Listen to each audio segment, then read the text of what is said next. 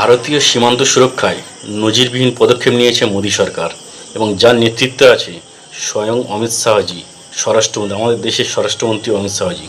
তার ভিডিওটি দেখুন। की सहायता भारत सरकार करेगी, भारत सरकार का गृह मंत्रालय करेगा। इसके लिए छुटपुट कई सारे प्रयोग सीमा सुरक्षा बल ने कई सालों से किए।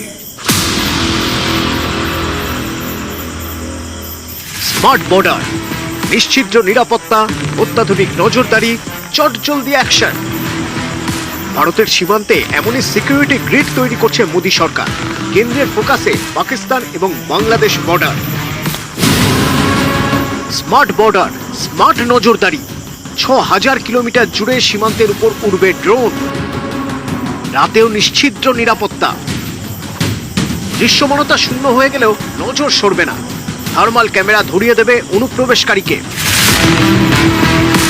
৪ দশক ধরে দেশের পশ্চিমের পাকিস্তান সীমান্ত এবং পূর্বের বাংলাদেশ সীমান্ত দিয়ে অনুপ্রবেশ কেন্দ্রের বড় মাথা ব্যথার কারণ। ঘুষপেটিয়াদের প্রবেশ চিরতরে বন্ধ করতে এবার স্মার্ট বর্ডার।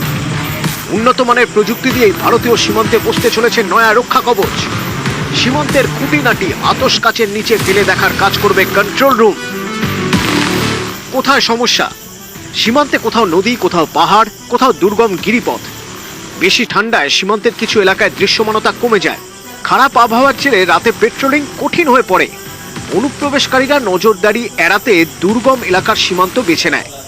জঙ্গি বা পাচারকারীরা সীমান্ত পেরোতে খারাপ আবহাওয়ার সময়কেই বেছে নেয়। এবার তাই বর্ডারে ভার্চুয়াল নজরদারি। সীমান্ত দিয়ে মাছি গলারও উপায় থাকবে না।